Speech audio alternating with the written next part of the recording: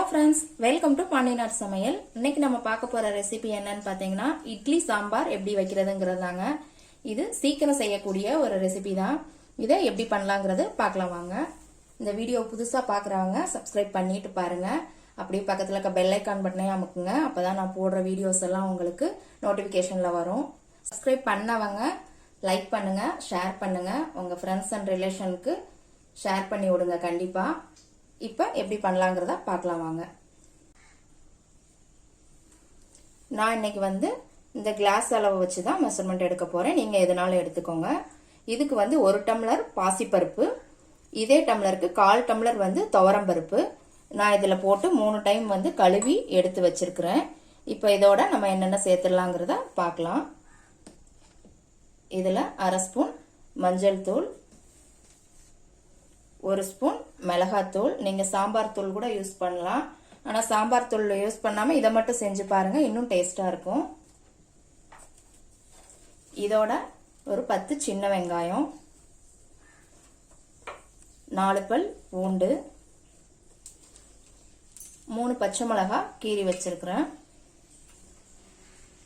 உங்களுக்கு காரம் ஜாஸ்தி வேணும் அப்படின்னா நீங்க நிறைய கூட சேர்த்துக்கலாம். ஒரு 1/2 ஸ்பூன் பக்கம் சீரகம், தக்காளி 3 தக்காளி பழம் போட்டுக்கலாங்க. ஏன்னா இதுல நம்ம புளி இது எதுவுமே கரைச்சி விட மாட்டோம். அதனால நீங்க 3 தக்காளி பழமே தாராளமா சேர்த்துக்கலாம். காய்கறி நான் கேரட்டு, கத்திரிக்காய், உருளைக்கிழங்கு சேர்த்துருக்குறேங்க. உங்களுக்கு என்ன காய் விருப்பம்னாலும் சேர்த்துக்கலாம். இப்போ இதை எல்லாத்தையுமே குக்கர்ல நம்ம போட்டுடலாம். கொஞ்சமா உப்பு போட்டுக்கலாம். இப்போ வேகிற அளவுக்கு நம்ம தண்ணி விட்டுக்கலாம்.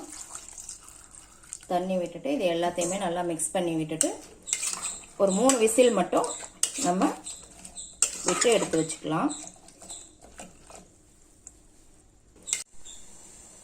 பாருங்க, நான் வேக வச்சு எடுத்து வச்சுட்டேன். சூப்பராக வெந்துருச்சு. இப்போ இதை நம்ம நல்லா கரண்டியை வச்சு எல்லாத்தையும் நல்லா மசிச்சு விட்டுக்கோங்க.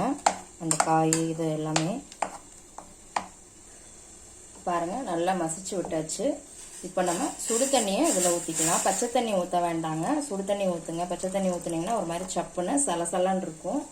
சுடு தண்ணி ஊற்றி இந்த மாதிரி நல்லா மிக்ஸ் பண்ணி விட்டுக்கோங்க. இந்த சாம்பார் தண்ணியாக இருந்தால் தாங்க டேஸ்ட்டாக இருக்கும். இப்போ இதை திருப்பி நம்ம கொதிக்க வைக்கலாம்.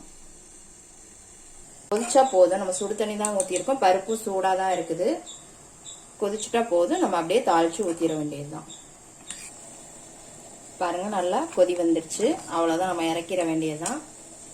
இறக்கும் போது மல்லி இலை போட்டு இறக்கிருங்க. இப்போ இதில் நம்ம தாளிச்சு ஊற்றிடலாம். இப்போ தாளிப்பு கரண்டியில் எண்ணெய் ஊற்றி வச்சிருக்கிறேங்க. அதில் நம்ம இப்போ கடுகு,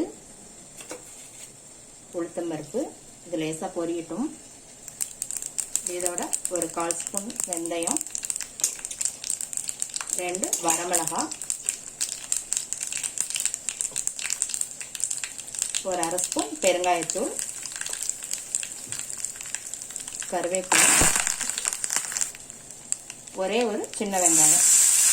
அவ்வளோதான். இதை லேசாக வதக்கிட்டு நம்ம தாளித்து இட்லி சாம்பாரில் ஊற்றிடலாம்.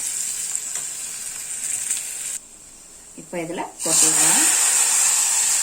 கொட்டிட்டு நல்லா மிக்ஸ் பண்ணி வச்சுக்கோங்க. பாருங்க, சூப்பரான இட்லி சாம்பார் ரெடி ஆயிருச்சு. எவ்வளோ சூப்பராக இருக்குது பாருங்க. பார்க்கும்போதே சாப்பிடணும் போல இருக்கு. நான் போய் இப்போ சாப்பிட போறேன். நீங்களும் போய் செஞ்சு கண்டிப்பாக சாப்பிடுங்க. அன்போடு சமைத்து ஆனந்தமாய் உண்டு இன்பமாய் வாழுங்கள். வாழ்க வளமுடன்.